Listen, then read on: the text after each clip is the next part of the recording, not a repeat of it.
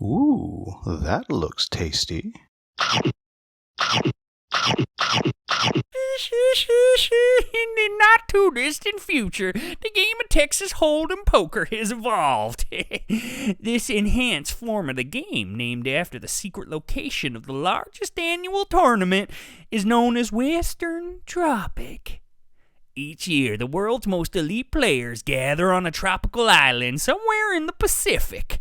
The eccentric billionaire who organized this tournament has quite a fondness for the Old West. Welcome, folks. Today, the Hungry Gamer is back with another Kickstarter preview. Today, we are talking about Western Tropic.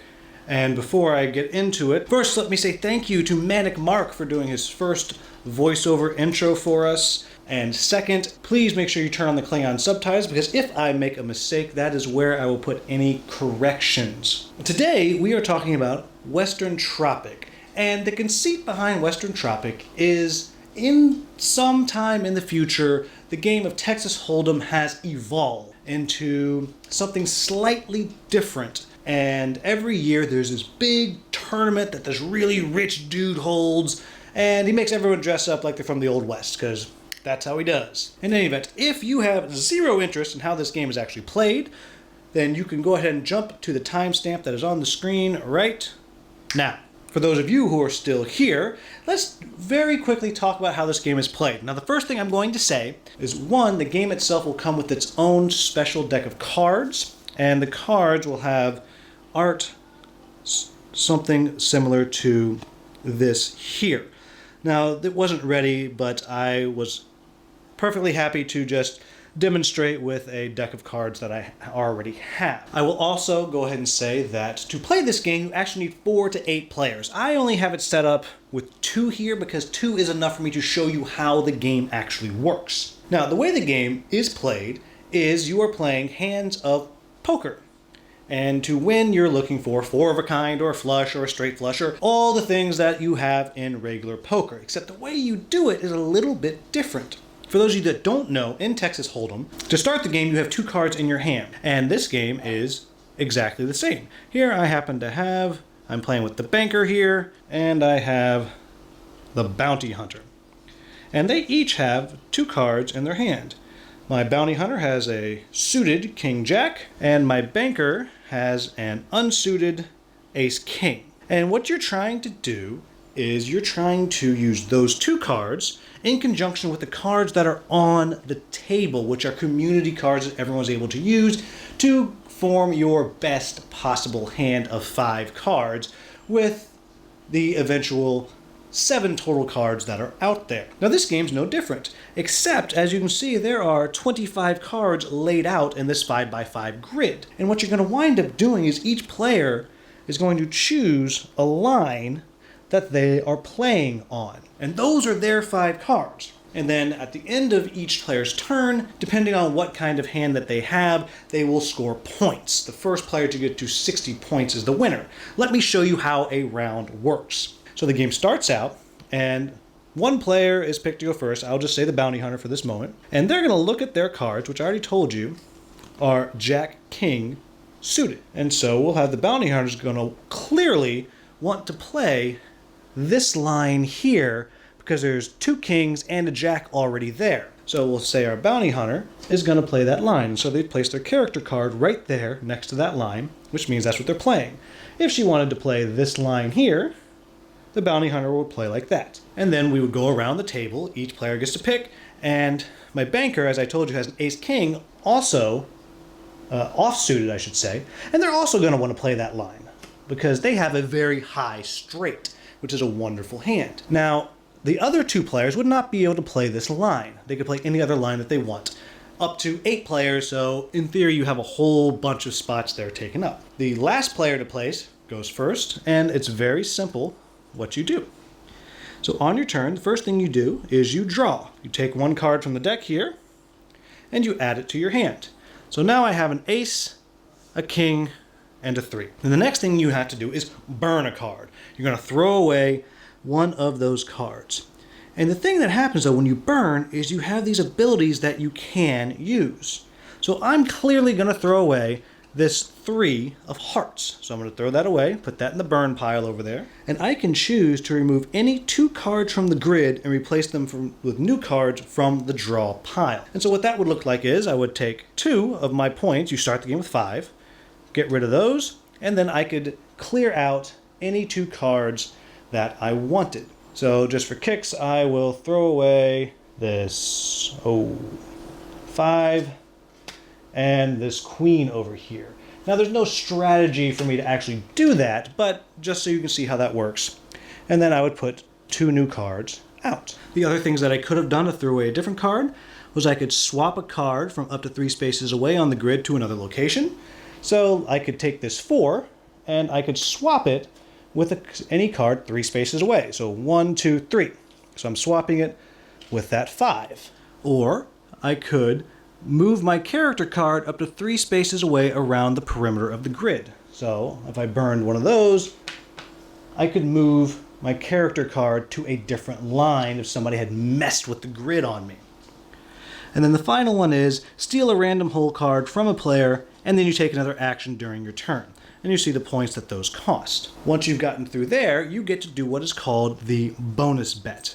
And you can bet up to 5 of your points, and you are betting on that at that moment you have the very best hand on the table. And if you bet it, all someone has to do is challenge you and show you they have a better hand. If they do, you lose your bet. If no one challenges you, or someone does challenge you for some weird reason, and you have the better hand, then you gain an extra 5 points. After that, you simply show your hand and you go to scoring.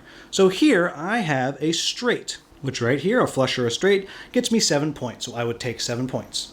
And that's the end of my turn. Then the bounty hunter would go, they would do theirs, and they actually have a full house, which I showed you at the beginning, which would give them 10 points. Because, I'll show you that, they have the Jack King, so they would play Jack King, King King, Jack. A full house. Well, I had my ace high straight, so I would go 10, Jack, Queen, King, and then my ace. And you play until someone gets to 60 points. Now, the only other thing that there is in there is there are joker cards, which are optional plays, and everybody has one, and they do different things, like kaboom, redeal the entire grid, move your character card to any location along the grid if occupied, trade spots with that player. Bonus bet can be increased to 10 versus a standard 5, so you really think you got the hand, you're getting extra points.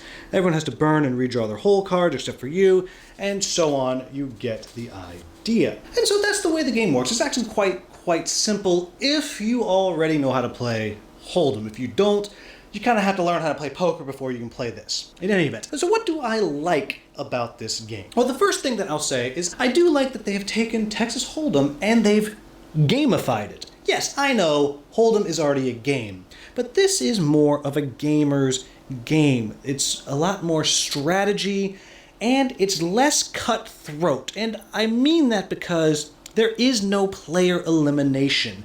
And in fact, unless you really screw up, you're always scoring points every single turn. Unlike in actual poker, one person gets everything and other people get knocked out. So everyone does get to keep playing. And there is this element of strategy that comes along with these powers on the different suits. As you burn something, you can sacrifice some of your points, but you're moving stuff around to potentially get a better hand and more points in the end. I also like that it's relatively quick. The game does move fairly quickly overall once people have an idea what they're doing. The first turn takes longer because you have this huge grid and everyone's trying to figure it out. I also will say that I do like the artwork on the cards. Now again, these cards here are not the cards that'll come with the game. It's these, and I think this is a pretty cool deck of cards. Like it really is. It's almost, I would almost say, it's almost worth backing the game just for the deck of cards, just because they're nice cards. My quibbles with the game, because I do have a few. The first one is, and I will say, several of these are easily rectifiable. The first one is, as I look at these abilities here, I've already said I like these abilities, and I do. I just wish that the 2 of hearts was not the equivalent as the Queen of Hearts. It seems to me if you're going to sacrifice a better card, because the Queen of Hearts is a better card in almost every single circumstance in poker, I said almost, don't at me, then I feel like it should have something more valuable. Maybe it costs less points, maybe it does something else, I don't know. I will also say that I think it's a huge bummer that this game is 4 to 8 players only. This is not a party game. And I think if you're playing a game that's not a party game, you need at least 4 people, that's kind of hard to get to the table. Especially because you can play Texas Hold'em with 2 people. I've played this with 2 people, and it's not recommended, but we tried to kind of house rule it and make it work. And you have to throw away the idea of the bonus bet, because that's just silly. You just have so many options out there, and there's not a lot happening to the grid, so pretty much what you lay out is what's going to happen. And it just doesn't work very well, and I think that is definitely a bummer, because one of the strengths of the game at higher play counts is this idea that you keep these cards. You only get rid of 1 card you burn each turn, so I could play this high straight every single turn if I want. But when you have 8 players out there, and I will admit I have not played with 8, but if you have 8 players out there, it's a little bit harder to count and track what everybody has. If you play with there's 2 players, well, I know exactly what you have because you had it last time. So what I'm saying is I just wish there was some kind of variant that made this game work for 2 or 3 players, because it could be very interesting. This huge grid here giving you so many options is a fascinating thing. But I'm belaboring this point. The next thing I'll say is the theme of the game I don't think is realized. I think it's perfectly plausible that this is in the future where the game has changed and it's this eccentric billionaire or trillionaire that wants the tournament to be run like this. But it also could just be this is a long lost game from the Old West. There's nothing here that makes me see that. And then I have one more quibble that could be fixed, and then another one that I am projecting as a possibility of a potential issue. There are some of these Joker cards I do not think are balanced. I think the ability to steal another player's Joker a real bummer, because I play this, okay, so I've used my Joker, but now I've taken someone else's Joker from them and I get to play another one. So really all that card is I'm going to take your thing and now I get to use your thing and you get nothing. I think that's just a bummer. I would say throw that out and get something in there that messes with the grid, messes with the board, messes with your points or whatever it may be. But that's a minor quibble. And then the last thing is, and again I am purely postulating on this, is that I'm concerned that in full 8-player game, the game could drag. And as I said, I did not play at 8. I am postulating that 4 or 5 is where this game will shine. But I am concerned that with 8 players, you could have a lot of downtime waiting for people to figure out what line they want to play, and you just stand there or sit there and wait, or you wait and for someone to draw the card they get, and they get something that will allow them to change up the board, and you sit and you wait. And I think that is a danger. We all know the gamer who will get analysis paralysis, and I think at higher player counts, this game could suffer from it. Again, I say could. I'm going to keep saying that because I don't know that for a fact, and I don't want to be slagging this game off here, and it's not something I know for a fact. So there you have it, folks. This is a game that if you are into poker and you are into board games, then this game might just be your grail, because it is a gamerly poker. That's cool. Honestly, I'm going to go so far, and I've already said this, but if you just want a cool deck of cards, this is a game for you. And I know that's not why they're making the game, but these are super cool. And so it's worth checking out there. I think this is a game, if I were to put this game on the eternal Kalak shelf of the world, it would hang out somewhere in between a deck of cards and games like Phase 10. It is just poker at its core, but it's poker with a cool twist. In any event, if you found this video at all useful, please like, subscribe, share, because I have plenty more coming up in the next few weeks.